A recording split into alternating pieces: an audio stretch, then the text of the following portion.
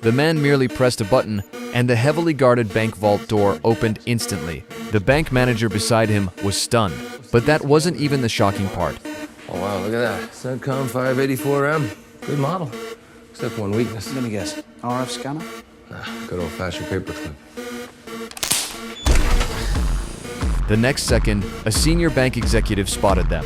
But before the executive could even ask who he was, You have something in your teeth.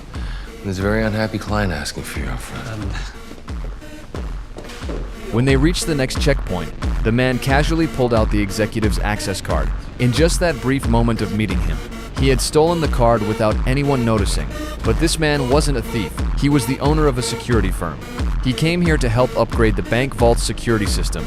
But as soon as he entered the vault, he grabbed the bank manager as a hostage. That's some rough hands. You know, bank manager. So I'm gonna ask you again. Who are you?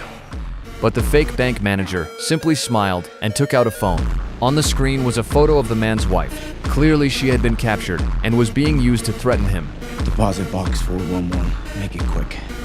Shouldn't be a problem for a bro like you. The man had no choice. He opened the safe as instructed and took out the box inside. When he opened it, he saw a key he knew all too well. Wasn't this the electronic key belonging to his bastard father? The next second, the fake manager dropped an even bigger bombshell. He revealed that the two of them were actually half-brothers. I go by my middle name now, babe. My mother's last name, you see? Our father never let me use his. You my brother? The fake manager admitted it with a smile and said he was happy they could reunite as brothers today. He even had a gift for his older brother. He planned to pin the entire crime they just committed on Dan alone. With no way out, Dan had to take the gun and pretend to be the robber. He held his brother hostage and walked out step by step. Clearly, his peaceful life had been shattered once again. Dan used to be a top-tier assassin.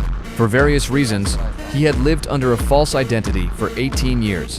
Now all Dan wanted was a safe, quiet life with his family. He even opened his own security company in New York. But that day, a major news report aired on TV. Crime syndicate leader McCaffrey had suddenly died in prison. A week later, on Thanksgiving Day, except for Nina, who was away at college, Dan brought his wife and the rest of the kids to his in-laws' house. They celebrated the holiday together in cheerful warmth.